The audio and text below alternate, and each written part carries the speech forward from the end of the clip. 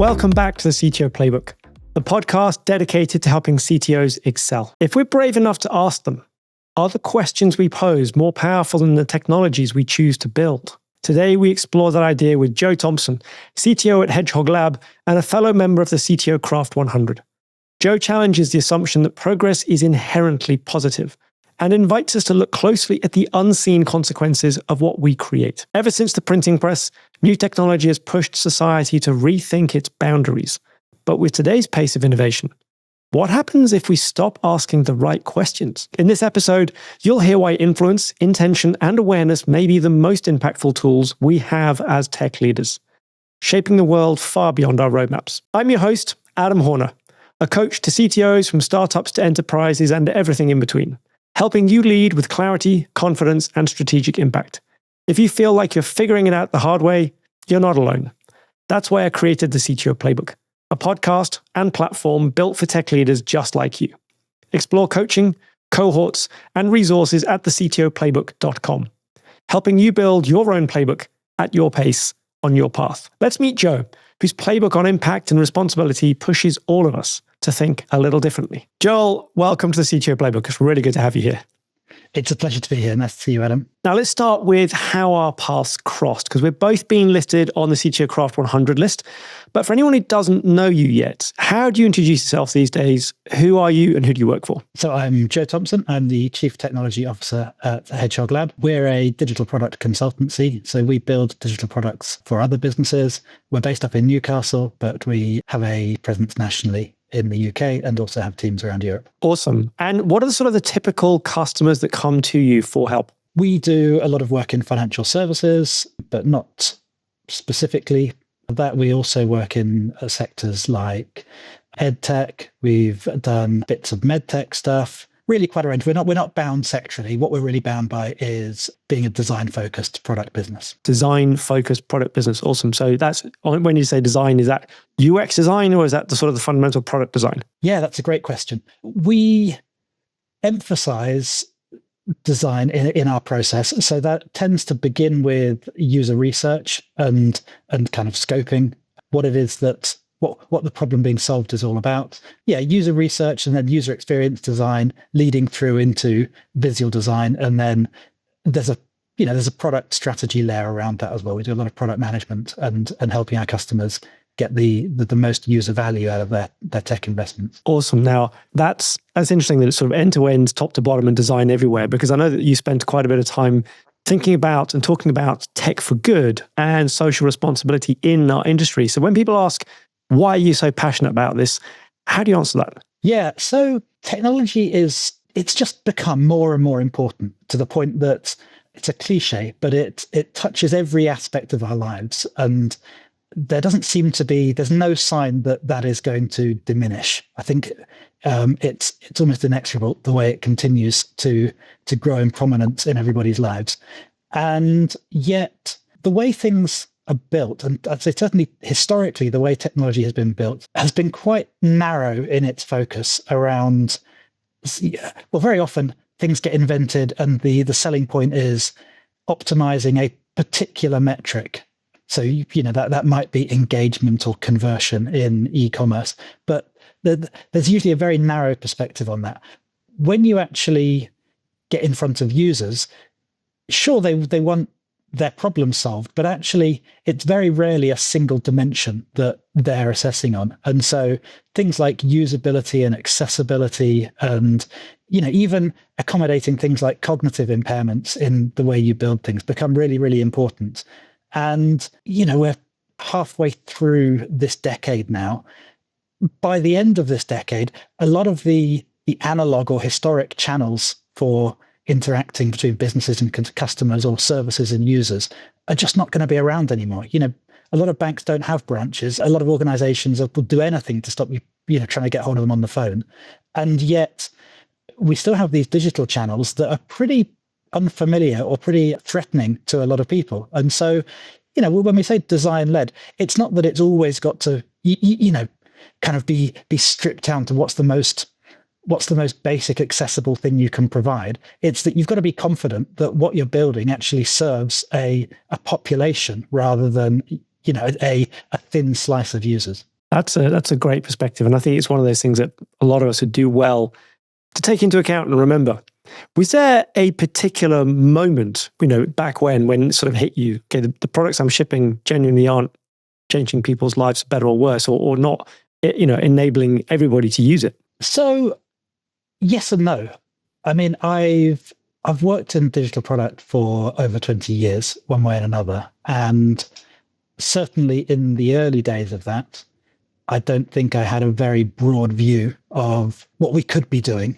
It was very much about pushing the boundaries of what was possible technically, and then working to kind of win a popularity contest to all intents and purposes.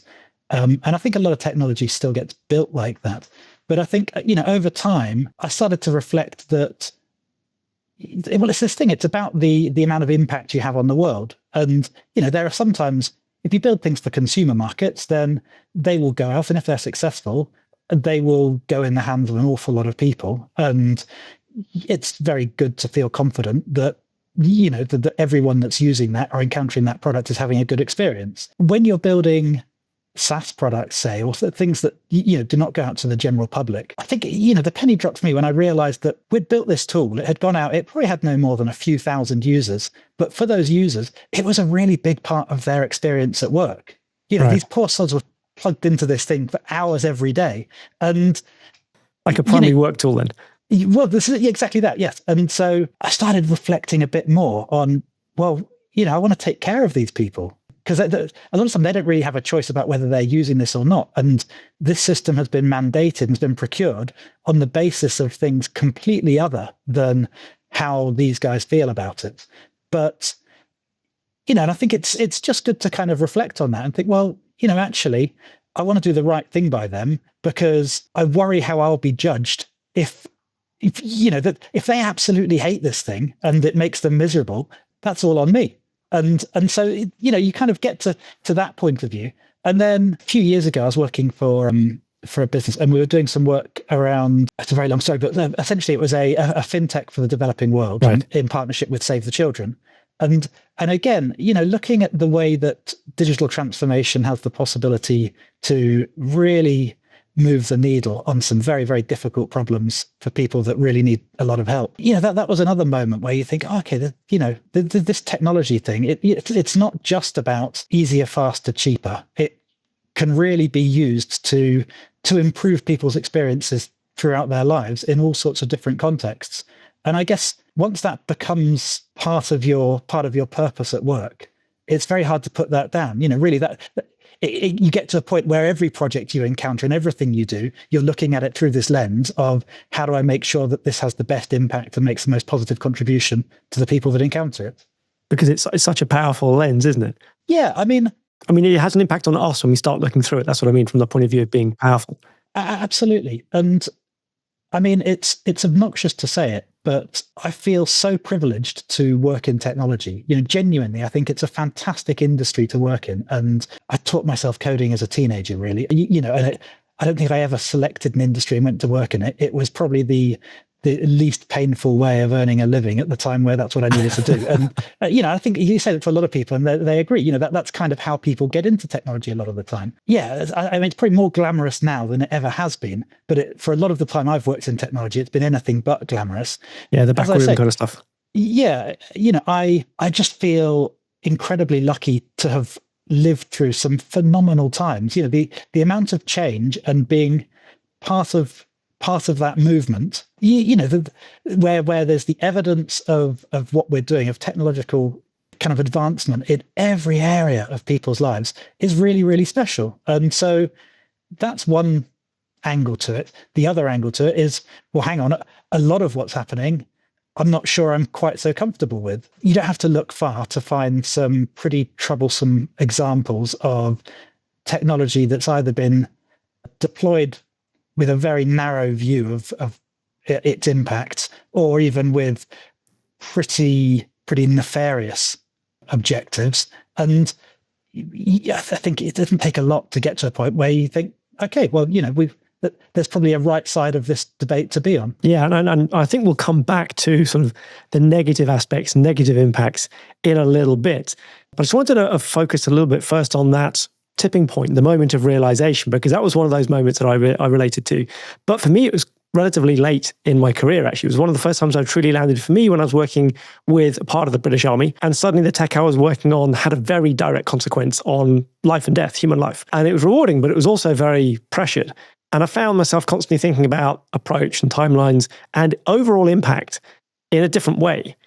And I think one of the things I like to do then is to sort of scoot back in time sort of before that realization and sort of get you to take us through some of those early projects that you worked on, where maybe if you were to sort of look back at it from now and think, oh, would I have done that differently if I'd had the mindset and experience that I've now got compared to what I had back then? Yeah, that's a great question. Again, maybe I'm fortunate. I've never worked on products that I'm uncomfortable to talk about, or that I'm ashamed of my involvement, which is a good thing. But yeah, certainly I spent a good long time building pretty generic SaaS products, business management tools, that kind of thing. I built a product for monitoring initiatives being delivered in local authorities and education authorities and that kind of thing at the very beginning of my career. Since then, I worked at Expedia for a while and building travel products that, again... That's sort of mass market, isn't it? That's sort of consumer stuff rather than it being into a niche or an enterprise or mid-market size level of organization. Yeah, and what I'd say about Expedia was that, culturally, it's a very strong organization, and the commercial success of that business is phenomenal, and I think very well deserved. The approach to technology and engineering certainly taught me a lot, and I saw a lot about the value of gold-plating engineering and really being adherent to some very high principles and what that can do for an organization. It didn't feel for me particularly purposeful as an organization, I think is fair to say. But that's it. I've also worked on real estate portals, various fintechs and payment providers and that kind of thing. And a lot of these things, they're not objectively good or bad. They're just kind of meh. They're part of the operating system of our lives, and they just kind of fit in there. That's it. As I said, I think for me, it really came together with this project for Save the Children. They're just some fantastically knowledgeable, insightful, very, very mission-driven people that work in the humanitarian space. And so I think it's quite inspiring being in that environment as well. So you found that the people there inspired you, helped you to think differently, to look at a bigger picture of the impact of your work? Yeah, exactly that. So it certainly helped. And, and I think it did cross my mind. Well, am I just in the wrong sector? Do I need to be sexually bound to something like this? And right. I think, again, not to be difficult about it, but I think I felt that actually the potential for having positive impact is greater if you don't bind yourself into a particular type of activity. For me, I was not about to go and build a career in humanitarian tech or, disaster response tech or anything. The calculation was that, well, I can just do what I do, but be more intentional and a little bit more purposeful about how it works. Excellent. I see, listening to that, I'm reminded, because in my early career, I started off in investment banking. I did 3 and a bit years in investment banking. And it was as cutthroat as you imagine it would be. It was as, clawing up the backs of others as you imagine it would be. And there was a couple of projects I worked on there where I definitely thought, looking back, I think, would I now, with all the experience and gravitas that I have now, stood up to that and pushed back and gone, I don't think this is the right thing to do? Potentially, maybe.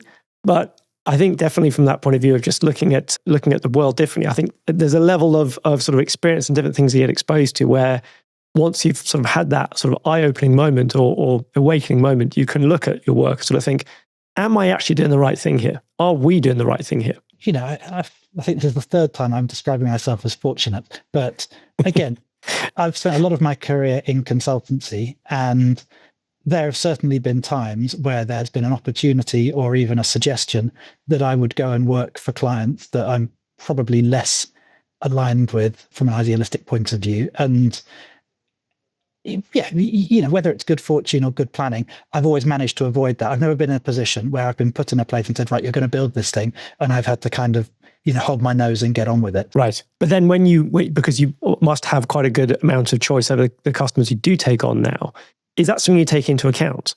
As a customer that lines up with us? Yeah, no, absolutely. And actually, I mean, I've only been with Hedgehog Lab 15 months now, I think.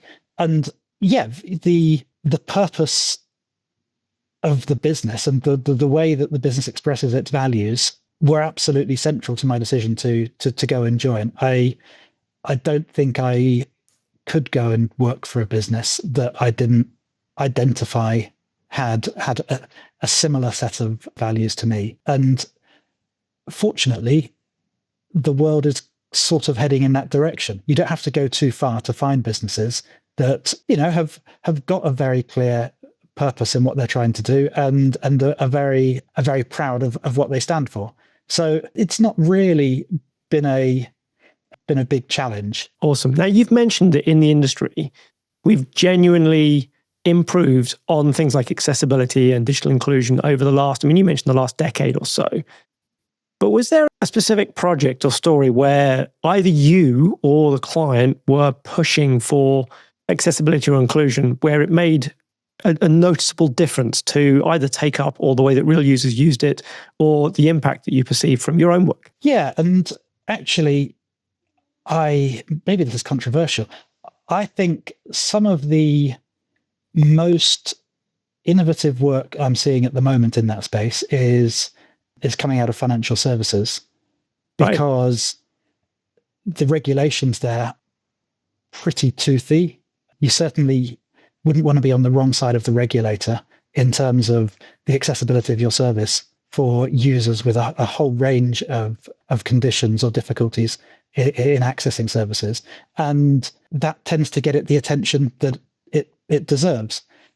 I think it's still frustratingly common to see things like, accessibility testing being deprioritized as we'll do it later. We'll launch an MVP and then we'll do this and one day we'll get to this stuff. When I don't think it needs to be like that. Actually, I think that's almost the wrong conversation. That it doesn't need to be an afterthought. It can just be part of your acceptance criteria. It's really, these are not complicated things. It's not a niche skill set or a niche specification to satisfy anymore. So some of the financial services work we're doing at the moment, I think, is very good on that. I mean, it's going because the financial services industry isn't generally thought of as being one of those industries further ahead in this. So when you say controversial, it certainly surprised me when you said financial services. Back when I worked, it definitely wasn't leading edge on some of these things. Yeah, I agree, and I find it quite heartening to be able to say it. I think it depends on the organization, let's say, right. And there's a kind of maturity. I think some organizations and banks they tend to be kind of lumbering beasts, I think, with the way that they build things and the way that they innovate. But there is also a kind of maturity to it that there is not this push to cut corners or to kind of try and navigate around things. It will be, well, look, we're a bank. We can afford to do it. It's our stated objective to do it, and so it's just it's in. That's part of it, and then there's the resources available to focus on it, and so on and so forth. Any particular bank up as a paragon, but certainly I think that there is that willingness and that energy, and it's a very narrow view of good tech when we talk about accessibility. But I think there is that maturity there. I think also. It sounds like the regulator helps as well in some way, in that they are prioritizing it as part of the regulatory regime for that. Yeah, I mean, digital accessibility is now recognized by regulators, and I think as analog channels fall away, then there is this emphasis that the digital channels have got to work really well for everyone. I think a lot of the products getting built don't really have that. And I mean, I think the classic example here would probably be the parking apps that have come out. And, if you've got a recent phone and you're quite comfortable with scanning QR codes and you've got your credit card saved in your digital wallet in your phone, then paying by phone is a fantastic convenience because you can do it without getting wet. You can do it without needing to keep a stack of coins in the car for the meter. It works really well. If you've been driving to the shops, every Tuesday for 30 years, and you know that there's a meter there, and you keep a stack of 50p coins in the ashtray in the car because you know you're going to need them for the meter, but you're not really that great with your phone. You forget to charge it, or you don't, find it that convenient. Perhaps your use of your thumbs isn't exactly what it was, or perhaps your sight is difficult with things that are near like that. Then suddenly, being told that there is no meter for you to put 50p coins into, and your option is now this site that you need to register for with an email address and your credit card number, which is, in your purse, in your handbag somewhere else, and it's got numbers that are, written in funny shapes on it.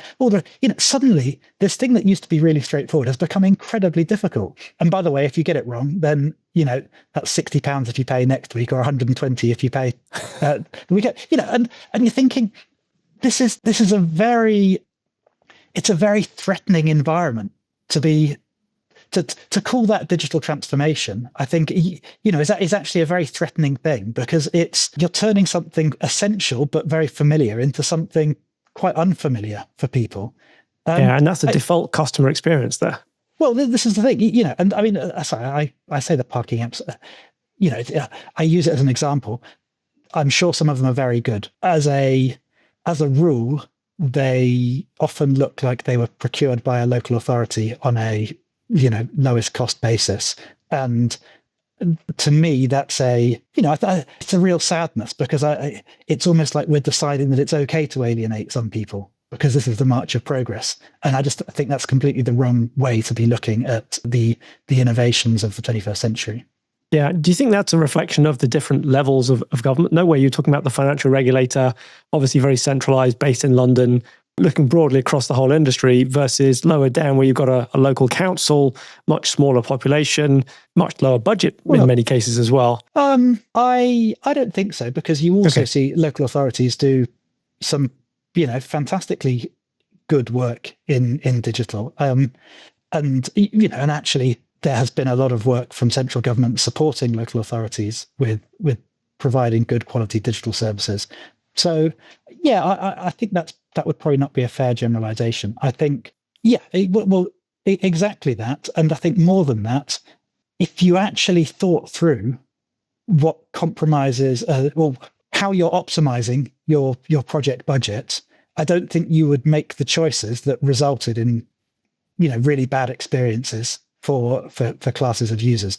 I think that's my central argument, is that people don't go through that thought process at all. They just neglect it.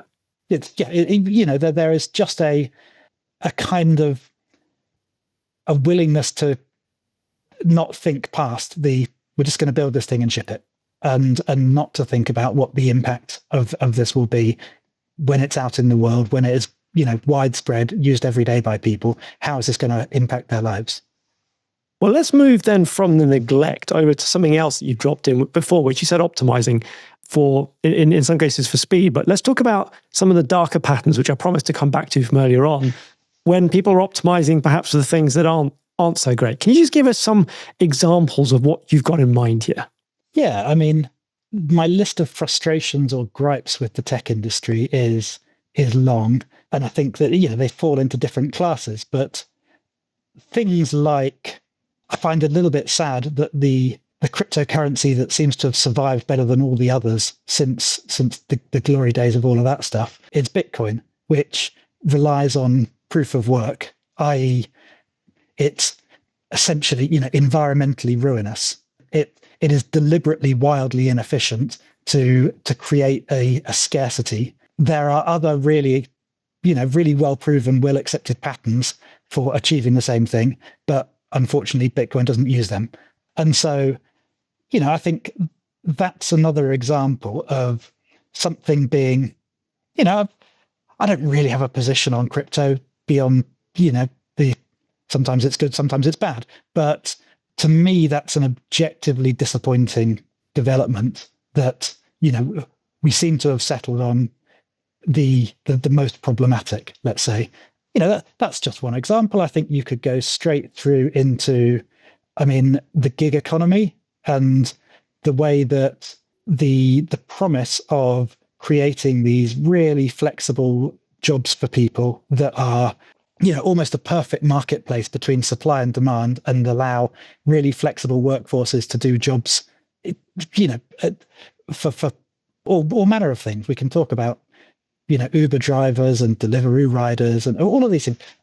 I wouldn't argue against any of it. What we saw very quickly when it became widespread was that it became a kind of marketplace for,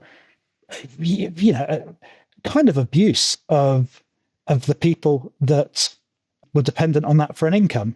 And actually, in the ride-sharing category, there have been legislations in various places and a huge correction to make sure that the people that rely on these platforms for an income do have protections that we're comfortable with, so that they're not ending up very disadvantaged by the kind of vagaries of how the app works. With the food delivery riders, I'm not sure we're quite there yet. I think it sounds like that's a pretty wild place still. And I don't want to say that's a foreseeable consequence, but I think a lot of the platform providers in these spaces have been a little bit slower than would be ideal, and probably a little bit more comfortable than would be ideal with some of the side effects that come about from those kinds of things. And then a completely different segment again, we can look at all the algorithms that we love so much that are optimized for engagement, and the way that, on X, for example, the way that it will automatically prioritize stuff that's guaranteed to drive people nuts rather than is necessarily truthful or important for them to see. On TikTok or Instagram Reels, it will feed you the stuff that it's just like crack to teenagers. They just can't put it down. They can't get off it. On YouTube, it's whatever's going to keep you hooked for the longest amount of time so that we can get the most number of ad breaks in there and understand more and more about your preferences as you go. Yeah, and all of these things, I think, are examples where it's not that the idea and the business behind the idea is nefarious. It's that in the pursuit of growth of the business, there have clearly been decisions made that do not prioritize the well-being of the participants in those ecosystems. And they're not always the end users or the end beneficiaries of the app. As you mentioned, side effects earlier on as one of the phrases you've used. And often the people affected most are the ones who are to the side of the core population the app or product or piece of technology is aiming at. Yeah. And I find this fascinating as a subject because there's an old trope, isn't there? And I can't remember who said it, which is annoying, but in the whole movement around surveillance capitalism and kind of, ad-supported platforms, this kind of truism that, if the system you're using is ad-supported and you don't pay for it, you're not the customer, you're the product. And I think that's a useful thing to remember, that, a lot of these tools that we feel very attached to feel very differently about us. And, that's a useful angle on it. Does that go further? Yeah, I think the debate in Australia around social media for children is very interesting right now. Where they're now. banning social media for children under a certain age, right? Exactly. They're banning social media for children under 16. And there's a certain amount of protest, as you might expect. Teenagers are not known for keeping their views to themselves. But equally, that there is a thoughtful voice emerging from this that says, well, hang on a minute, rather than banning children from using these products, why don't you ban the toxic content and the toxic patterns in these products that make them unsuitable for children? And, I do think that's an interesting nuance to that discussion. I find it equally valid, actually. It's quite a compelling case. These things ought to be safe for children to use. Why do we build products that we know have the potential to cause great harm, and then try and sort of reconcile ourselves with the idea that, well, it's okay because kids shouldn't be on them? And there's this assumption that because it's not okay for kids, it is actually all right for adults. But I think in many cases, that certainly isn't the truth. And then you imagine, well, what if a kid's using it and gets addicted to it in their teenage years, then they continue using it through their 20s? Was it because they were using it in their teenage years, or is it still bad for them as an adult? So is the age point arbitrary? Is there a point where you say, okay, yeah, actually what you're saying is right, that maybe this stuff shouldn't be in there at all, or at least it shouldn't be promoted to them in a way that makes it so compellingly addictive? Yeah, exactly that. And I try not to be too Puritan about it because, of course I'm a hypocrite. I've got, very nearly 3 teenage daughters. They are all pretty avid users of social media. In fact, I was sat there with a very good friend the other day, and we looked across, and our 2 daughters are there completely ignoring each other despite being good friends, scrolling and scrolling and scrolling. And he just kind of looked at me and he said, are we going to be, the generation that told their kids not to have more than 3 or 4 cigarettes a day? And I think there is something of that we don't really know how this is going to play out, but we know that where it is isn't great. And so for us as technology leaders, well, we've got a level of responsibility, we've got a title probably. What does it look like when we raise our voices about this, Joe? Yeah, so I think being a senior voice in the room actually gives you a certain license to pose these questions. And perhaps my assumption would be that working for a consultancy, it doesn't serve you too well to have too many opinions because you will normally have a customer that's got some other ideas about what they're trying to get done. Right. Actually, really gratifyingly, the world has kind of got to a point, people are ready to hear it. And I've never sat in a meeting and banged the table and said, this idea is terrible and you're revolting and, this is nothing but exploitation. But you can certainly ask questions, I find. And, I don't hold any of my views too heavily. I'm always up to be challenged and to hear an alternative perspective. And I find, if you ask questions with an open mind and an open heart, you will normally provoke quite a thoughtful discussion. And yes, certainly I learn a lot from these conversations, but I think it's really valuable to bring them out in the open. And going back to some of them, the more kind of functional stuff, we're talking about things like accessibility, actually introducing that into a conversation about product requirements nice and early, I think it sets the tone for a conversation far more than, trying to have a conversation about product features or product requirements that is completely superficial. I think it shows a level of understanding that there is a 360 view of this product. And so therefore, when we're asking these questions, I love what you said about ask questions with an open mind. Do you think we're looking to both influence the way that others are thinking about it, but also have our own views altered, updated with somebody who perhaps has more experience, more research, to their fingertips, a different perspective, as well as having our own view, our own line, our own, in some cases, red lines on these things? Yeah, and I think lots of people see the world in lots of very different ways. And there is no right and wrong with a lot of these things. And actually, I had a conversation that gave me pause for thought the other day, talking about the inclusion of buy now, pay later on an e-commerce checkout. And I was just sort of gently probing whether we felt it was appropriate that before we know anything about the customer, we're offering them the option to get an instant credit decision on a low value piece of credit that is interest free as long as they stick within the terms, and becomes quite expensive should they not. And and the person I was talking to had some very compelling arguments the other way, saying, let's not assume that everybody has the luxury of being able to afford all the things they want and need, and let's not act like it's a big deal to just need a little bit of help with getting things paid for once in a while. And, and I found that a very convincing line. It really challenged my preconception that there was something a bit sort of grubby and opportunistic about trying to throw credit at people. I think you do get these moments where, it's very helpful to hear other people's views, and, it's not hard to be swayed. And indeed, yeah, I've worked on a buy now, pay later product myself, and I had my eyes open to the possibilities and what it enabled in some cases that it wouldn't be possible without these kinds of products. Now, talking about having new views, One of the things that's quite amazing is we managed to get all this way through the conversation and we haven't mentioned AI yet. So I'd love to bring us onto that as a topic. Where do you stand where AI is coming in and the changes that nobody knows about at this point in time, certainly in terms of the long-term impact of AI, both within our workplace, within the products we build, and also within the sort of the daily usage aspects of it?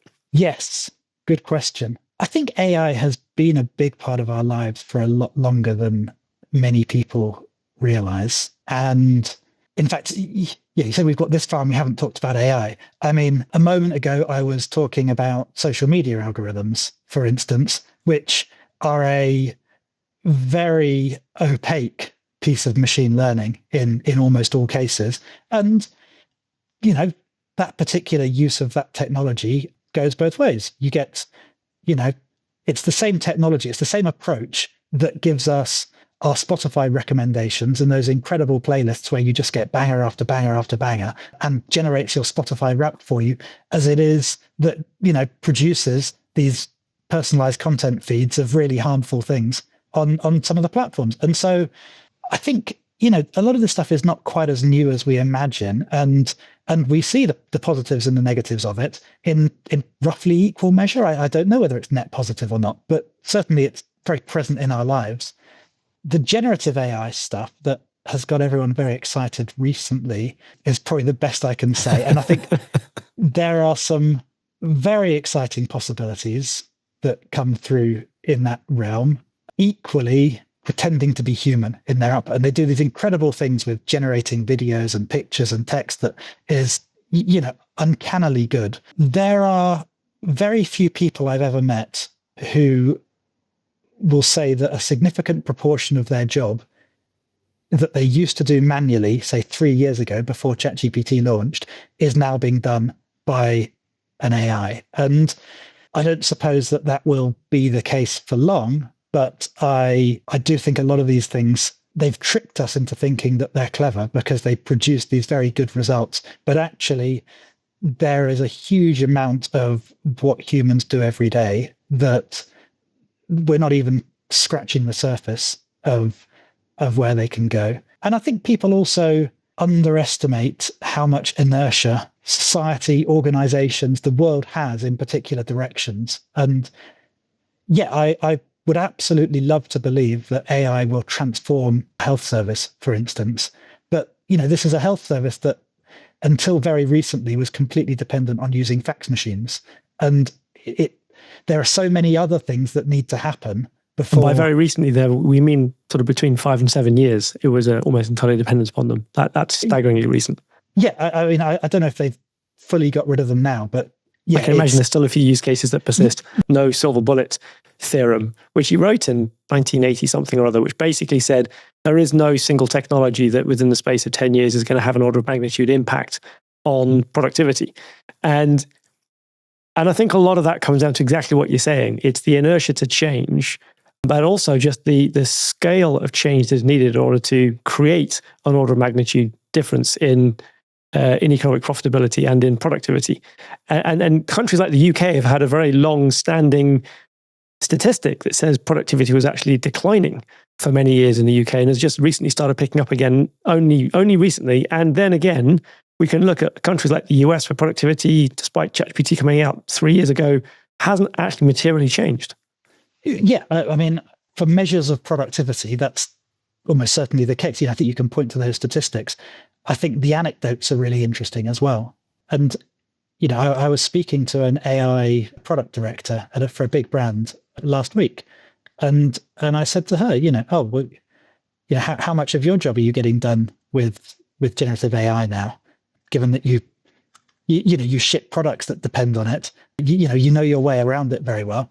And she said, well, really not very much at all. And it's worse than that because the things it does so fast that, I need to work out. It's kind of like, I'm in a frenzy with this stuff most of the time. I'm producing content or producing work at the pace that generative AI can do it. And that doesn't sound desperately hopeful for where we're heading. I think, there is this, the P-doom number, isn't there? This idea that, everyone can put a probability on technology that destroys human society or civilization or enslaves humans somehow. Yeah. It doesn't feel especially likely. I think we're quite some way off a lot of this for now. Yeah, when we look historically, people have been saying that since Gutenberg and the printing press. So if the printing press didn't do it, I'm not sure that Gen AI is going to. I'm more interested in, was it Maynard Keynes in the 20s or 30s that predicted that, technology supporting our productivity would have us all working a 15-hour work week by 2030 or something. Still dreaming for that. Well, I was going to say there's a lot that needs to change in the next 4 or so years if that's going to come through. Yeah, I kind of have two different views in it. One, when I'm sort of looking glass half empty, I'm sort of thinking there's an awful lot of investment that's gone into subsidizing the usage of Gen AI. And so therefore right now, do we actually know the real cost of it? Once we start bearing the true cost of these things, will it be as efficient as people say that it is right now? And the other view of it is sort of glass half full. I look at individuals. Individuals say that they're being accelerated by it. And then I ask teams, team leaders, company owners, division owners, and I say, how has AI made a difference? And their numbers are in sort of the 5% range, which is not sort of moving the needle significantly. But then again, I look at, stories from the early days of television when they started putting stage shows on TV, and they had all the paraphernalia of a stage show and all the paraphernalia of a TV. And so it looked really expensive. It took a lot of effort, and you ended up with something that was very similar to the previous product, just that you could see it further away. I feel as though we're still in that situation where we haven't worked out what TV really is, with TV serials, different ways of doing it, non-linear TV and so on. Whereas I think, because TV is still evolving now, decades and decades later, I suspect we'll find exactly the same thing with Gen AI. Right now, we're using it for fancy autocomplete, and we're using it for document generation that's quicker than we could do it manually. But I don't think we've really reinvented workflows and ways of working around that yet. And with that in mind, the impact approach of these things, as we are leaders and looking forward to these things and the impact that it has on the world, where do you think a tech leader right now, where do they start with thinking about, okay, what is the good impact of what I'm doing, and how do I start asking questions about it? So I think the first thing is to get clear in your mind what impact you want to have, and then explore what's practical to achieve. And as a tech leader, I think as any kind of manager, but especially once you get into senior leadership in an organization, your personal values become incredibly important. And actually, it's really essential for your team to know what you stand for and what values you hold for yourself, and also the standards that you expect to uphold within your organization. That's a fundamental thing for me. I think it's extremely difficult to lead if you are not confident in your principles around that, because you can so easily be blown off course by every piece of nuance or every difficult conversation. So getting your values straight and being confident in them, I think is a really important starting point.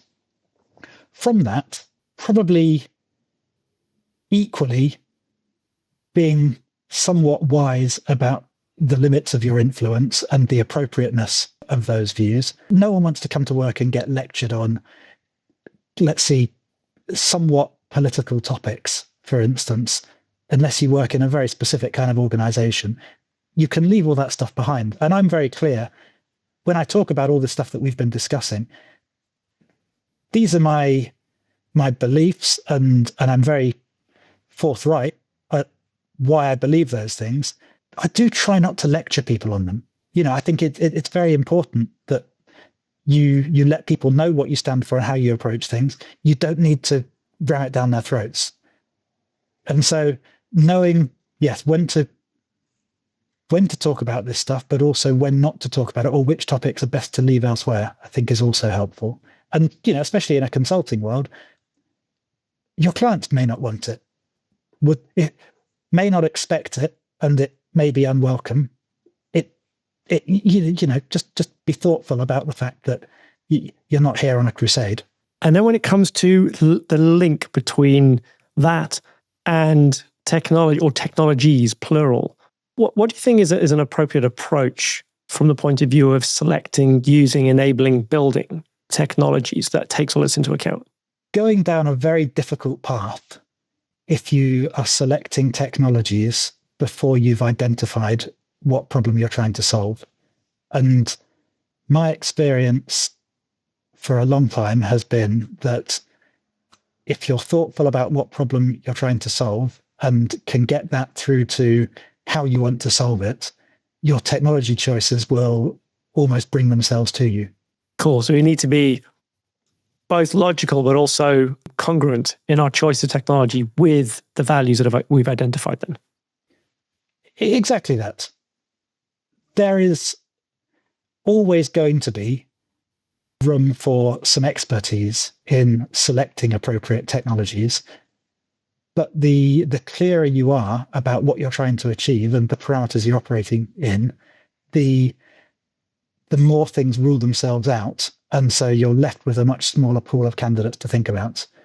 And that's where I would see that question leading, is if you're confident that you've worked your objectives through as far as you can go, the technology choices that you make will either be quite clear or not that important. Excellent. Cool. What I want to do then, Joe, as it's called the CTO playbook, I'd like to try and reduce down this conversation into a takeaway playbook for folks. So perhaps we can try and do that now. Bear with me and correct me if I go off piece at any point.